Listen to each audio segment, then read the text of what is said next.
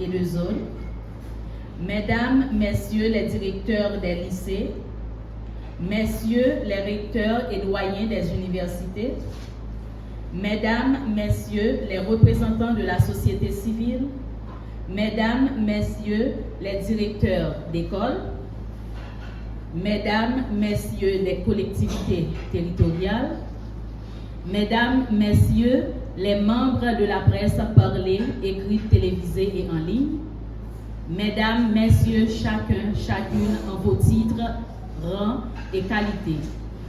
Mesdames, Messieurs, c'est en une période extrêmement compliquée, pour ne pas dire douloureuse, que se tient cet exercice.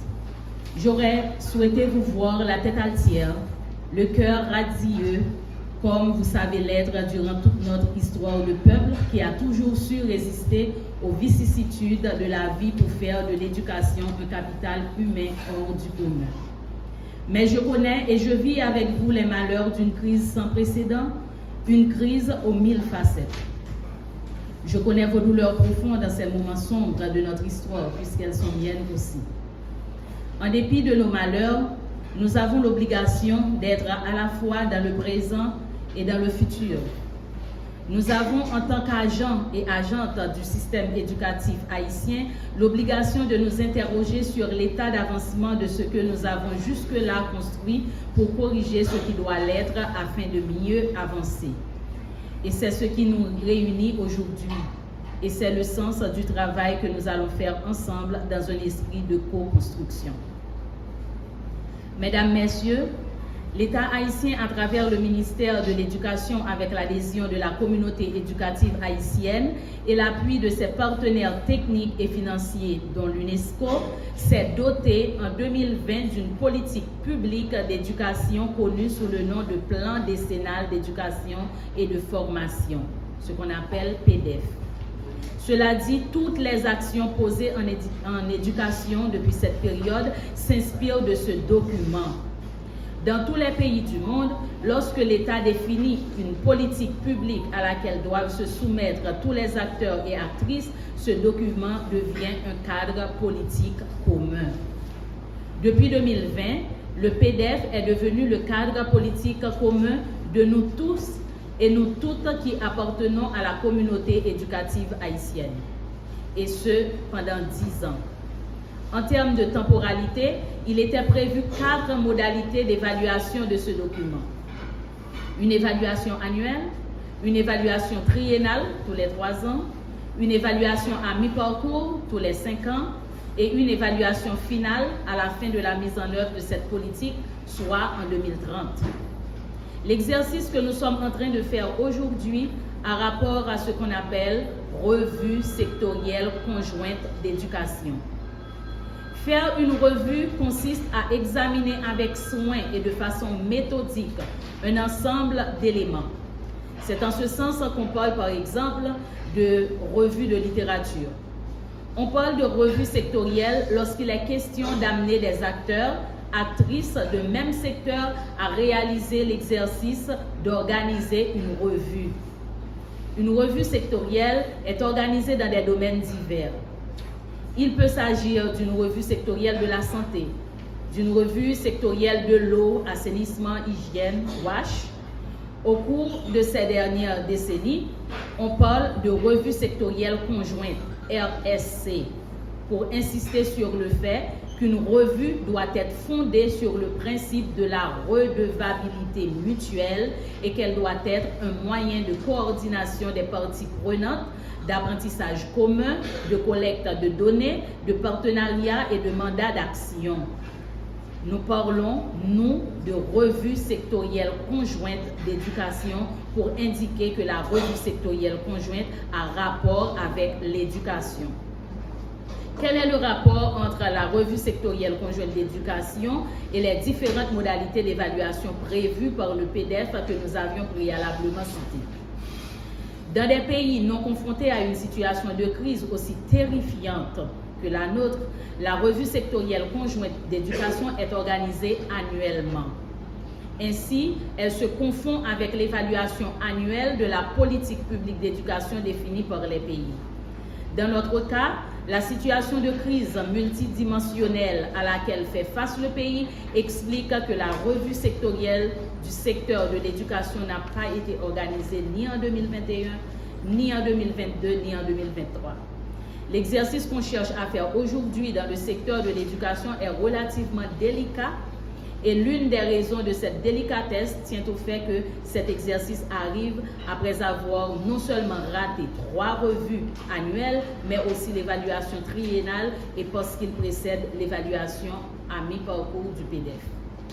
Au-delà de cette délicatesse, notre expérience nous a permis en premier lieu de comprendre que les exercices du genre qui réussissent sont ceux qui adoptent une démarche participative et inclusive. Et c'est justement pourquoi nous sommes là aujourd'hui avec des acteurs de terrain, les seuls qui puissent permettre d'évaluer ce qui est réellement produit durant les derniers moments sur le terrain. Faut-il souligner en second lieu que la revue sectorielle conjointe est alignée sur un cadre politique commun qui définit le périmètre des différents domaines couverts par la revue, ce qui inclut le PDF et ses sous-ensembles opérationnels, plan opérationnel annuel ou pluriannuel. En ce qui nous concerne en Haïti, ce cadre politique est le plan décennal d'éducation et de formation et le plan triennal élaboré par l'UEP. C'est autour de ce cadre politique commun que nos discussions vont tourner. Il sera question d'examiner ce qui a pu être réalisé dans votre département jusque-là en rapport au PDF. Ce qui n'a pas pu être réalisé et faire des projections pour les 5 prochaines années qui restent pour la mise en œuvre du PDF. En troisième lieu, ce qu'il ne faut certainement pas oublier, c'est que la revue sectorielle est fondée sur des données empiriques. Elle s'appuie sur des données actualisées et fiables relatives à la mise en œuvre du plan ainsi que sur des données financières portant sur l'année considérée. À défaut d'un système d'information et de gestion de l'éducation, ce qu'on appelle SIGE, robuste, c'est vous, acteurs, actrices de terrain, qui êtes les seuls à pouvoir renseigner les responsables sur certains aspects en rapport au PDF.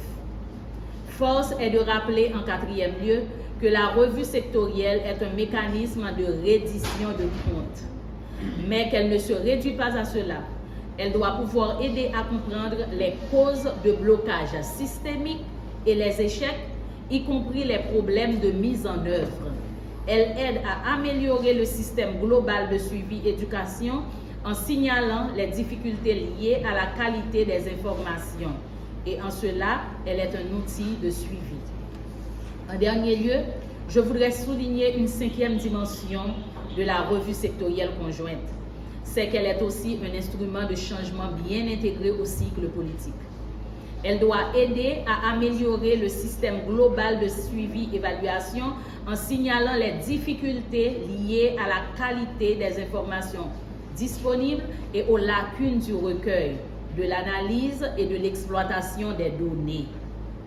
Mesdames, Messieurs, bien avant cet exercice, le ministère de l'Éducation nationale et de la formation professionnelle, avec l'appui technique de l'UNESCO et l'appui financier du Partenariat mondial de l'éducation, avait déjà entamé des activités visant à fédérer les acteurs publics et privés autour de la nécessité d'évaluer le PDF.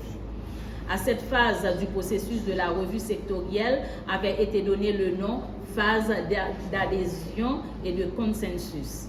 Cette phase a été bouclée avec une note officielle du ministre et un atelier de lancement de la revue sectorielle. La deuxième phase a démarré avec un atelier au cours duquel des groupes thématiques pluridisciplinaires et interinstitutionnels ont été créés. Ces groupes viennent d'organiser des ateliers auxquels on a donné le nom de revues thématiques qui ont permis d'explorer des thèmes chers au PDF. Cette deuxième phase devra prendre fin avec les débats avec vous. Les données et informations qui sortiront de ces assises seront triangulées avec d'autres recueillies auprès d'autres acteurs et actrices pour élaborer le rapport de mise en œuvre et lancer la troisième phase de la revue sectorielle qui s'achèvera avec l'organisation d'un atelier national. La tenue de cet atelier national devra permettre de ficeler les recommandations de l'ensemble de la communauté éducative pour entamer une 4e phase de dissémination qui passera par l'élaboration, la diffusion d'un aide mémoire de la revue et l'organisation des débats irrelatifs. Les activités issues de la 4e phase permettront de passer à la phase finale de la revue dans la poursuite du renforcement des capacités institutionnelles du ministère, l'élaboration du plan opérationnel annuel ou pluriannuel pour les années à venir. Tout cela pour vous expliquer les enjeux du travail auquel vous êtes conviés, pour situer le cadre du travail pour ne pas se perdre dans d'autres problèmes qui peuvent être importants, mais qui ne sont pas sur la table pour le monde. Il ne me reste qu'à vous souhaiter bon travail, bonne besogne. Merci.